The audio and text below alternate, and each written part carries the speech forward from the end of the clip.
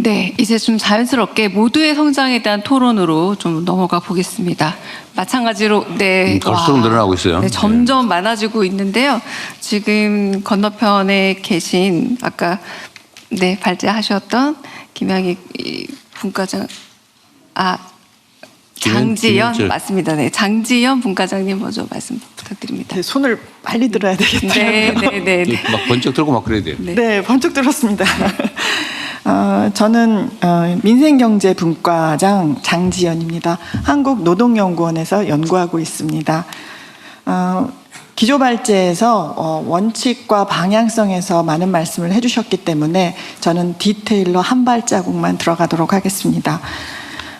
우리나라 노동시장은 이중구조 문제, 이 숙제를 오랫동안 들고 있으면서 해결하지 못한 상태에서 AI 대전환이라는 새로운 도전을 마주하게 되었습니다. 저는 고용보험을 업그레이드하는 것이 이 두 가지 도전에 공히 대답하는 방법이라고 생각을 해서 좀 말씀을 드리려고 합니다. 노동시장 이중구조의 대응 담론이 유연안정성입니다. 근데 잘 아시다시피 우리나라 노동시장에서 80%는 이미 매우 유연합니다. 그러면 이분들에게 80%에 해당하는 이분들에게 안정성을 제공해야 된다는 얘기인데 안정성 제공하는 것은 정말 어려울 것 같습니다. 거의 불가능에 가깝지 않을까 싶어요. 그래서 제가 생각하는 거는 그러면 국가가 안정성을 제공하지는 못하더라도 적어도 경력 이동의 발판은 제공해야 되는 거 아닌가 이렇게 생각을 합니다. 그래서 우리가 가지고 있는 손에 들고 있는 제도가 뭔가라고 들여다보면 고용보험 제도를 가지고 있는데 이것이 고용주가 제공한 원인으로 인해서 실직한 임금 노동자를 보호하는 것으로 되어 있습니다. 여러 가지 앞에 전제 조건들이 붙어 있어 가지고요. 결과적으로는 굉장히 협소합니다.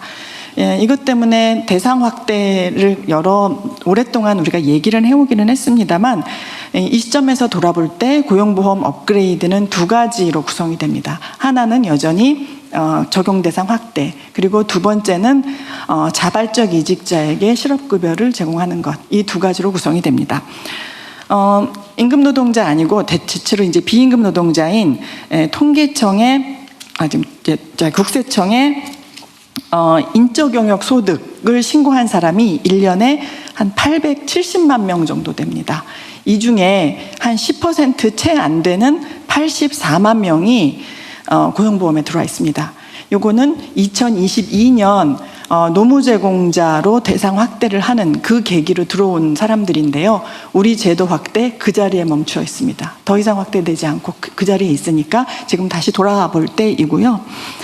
두 번째로 자발적 이직자의 경우에도 우리나라는 전 세계적으로 가장 보수적인 입장을 취하고 있습니다. 대기 기간을 두고 그다음에 교육 훈련하고 연계하고 그런 전제 조건 하에서 자발적 이직자에게도 실업급여를 지급하는 것이 바람직하다고 생각을 하고요. 지금 정부에서도 청년층을 대상으로 생애 한 번에 한해서 자발적 이직자에게도 실업급여를 수급하겠다라는 계획을 가지고 계신 것으로 알고 있는데 굉장히 좋은 출발이라고 생각합니다. 조금 더 적극적으로 빠르게 나아가셔도 좋지 않을까 생각을 합니다. 요컨대 고용보험의 업그레이드라는 것은 고용 형태 불문하고 폭넓게 보호하고 이직 사유 불문하고 모든 실업자에게 경력 이동의 발판을 제공하는 것이 돼야 된다. 이런 말씀 드리고 싶습니다. 네. 노동 문제는 참 언급하기도 뭘 하기도 예민한 문제여서 매우 조심스럽기는 한데요. 근데 우리가 있는 문제를 없는 척하고 덮어놓거나 외면하면은 문제가 더 악화되죠. 아까 그 유연성이 80% 정도로 이미 확보되어 있다 이렇게 말을 하는데, 근데 그 유연화를 막기 위한 제도라고 하는 게 있잖아요. 예를 들면 2년이 지나면 반드시 정규직을 만들어야 된다 뭐 이런 거 있잖아요. 그러니까 어떤 일이 벌어졌냐면 절대 2년 이상 고용을 안 해요. 1년 11개월 만에 이제 끝내버리는 거죠. 그러니까 이게 이제 정규직화를 강제하기 위해서 만든 제도인데 실제로는 오히려 2년 이하로 고용하는 걸 강제하는 결과를 빚잖아요. 그러니까 근데 이런 얘기 잘못하면 반노동적이라고 비난받을 가능성이 많아서 아무도 말을 안 해요. 근데 저는 최소한 반노동적이라고 평가받기는 좀 어려워서 내가 이런 얘기를 용감하게 하는 거거든요. 노동부 장관도 노동자 출신 아닙니까? 그 중에서 뭐 소위 과격하다고 평가받는 민주노총 출신이잖아요, 또. 근데 아무 문제 없잖아요, 그죠? 처음엔 정말 걱정들 많이 했거든요. 회사 사장하고 있던 산업부 장관. 이거 혹시 다 말아먹는 거 아니야? 뭐 그런 걱정이 있었잖아요. 이거 혹시 뭐 특혜주고 막 엉망진창을 하지 않을까 막 그런 걱정들 하는데 실제로 안 그렇거든요. 그래서 예를 들면 노동에 대한 규제도 우리가 이념과 가치나 아니면 이런 데 너무 매이지 말고 실용적으로 접근을 해야 됩니다. 세상 사는 게 실용이잖아요. 그래서 이건 정말 언젠가는 지금도 노사정위 요즘으로는 뭐라더라 경산호위 거기서 얘기를 좀 하긴 하는데 자정이 예민해요. 그러나 실제로 연구를 하신다니까 그 연구를 잘 아시겠지만 실용적으로 진짜 노동자들을 위한 장기적으로 진짜 노동에 도움이 되는 그런 정책을 만들어야 됩니다. 과감하게. 무서워서 문 닫아놓고 그냥 집 안에 있다가 굶어 죽거나 타 죽을 수도 있죠. 그렇게 되면 안 되겠다. 그리고 저는 이게 노동의 안정성, 이거 우리가 하도 오랫동안 노동자들이 억압받고 탄압받고 했기 때문에 사실은 그런 트라우마가 있어요. 그래서 그게 이제 노동정책의 전진을 가로막는 측면이 있거든요. 근데 저는, 안정성을 계속 지금 강조를 하는데 저는 안정성이라고 하는 게 이미 다 훼손돼 버렸어요. 왜냐하면 안정적 고용을 하지 않아, 아예. 아예 정규직 절대 안 뽑아요. 웬만하면 다 하청 두거나 아니면 뭐 계약직으로 하거나 뭐 온갖 꼼수를 통해서 정규직을 아예 뽑지를 않아 버려요. 이게 사실은 안정성을 근본적으로 해치고 있잖아요. 그러면 여기에 실질적으로 좀 대응을 해야 되겠다. 근데 그 중에 첫 번째가 처우를 개선하는 거예요. 왜 정규직이 되려고 그렇게 난리냐. 정규직이 되면 우리나라는 이상하게 불안정한 노동에 대해서 더 많은 보상을 해야 되는데 불안정하면 덜 줘요. 똑같은 일을 하는데 고용이 안정된 사람은 더 많이 받아. 똑같은 일을 하는데 고용이 불안한 사람일수록 덜 줘요. 비정규는 덜 주고 알바는 더 덜 주고. 이게 희한해요, 이게. 이게 근본적으로 잘못됐거든요. 근데 만약에 불안정성에 대한 보상이 정상적으로 주어진다. 예를 들면 노동에 대한 수요는 일정하게 있을 거 아닙니까? 그런데 정규로 돼 있는 사람 안정성이라고 하는 보상을 받으니까 비정규직은 사실은 불안정성에 대한 보상을 더해서 똑같은 조건이면 보수가 더 많아야 되거든요. 이 상식이잖아요. 이렇게 되면 사실은 안정성에 대한 열망이나 욕구, 불안감 이게 좀 줄어들겠죠. 그래야 좀 문제가 풀릴 것 같아요.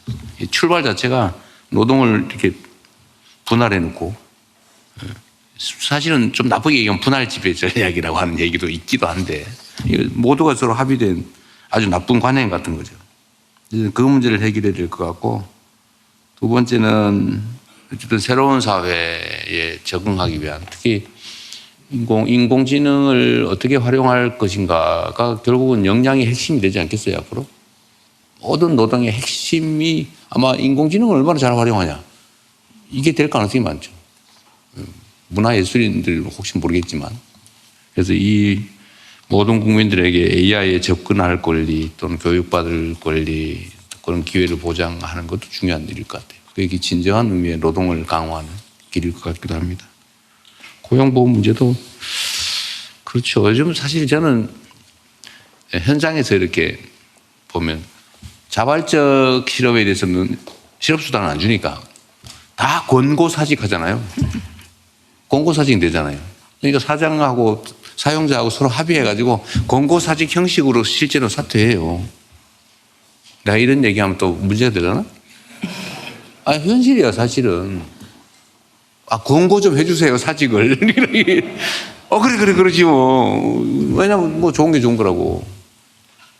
어쨌든 그게 현실이니까 이것도 사실은 자발적 실업은 안 된다. 그러니까 이게 자발적 실업에 대해서 보상을 안 하는 게 아니고 편법, 탈법을 그냥 광범위하게 허용하는 결과를 빚잖아요. 그러니까 사람들이 법을 지키는 것보다 안 지키는 게 당연한 것처럼 뭐 이 정도 탈법이야 뭐 더 거대한 탈법, 범법에 비하면 뭐 내가 뭘 잘못했다고 할 수 있나?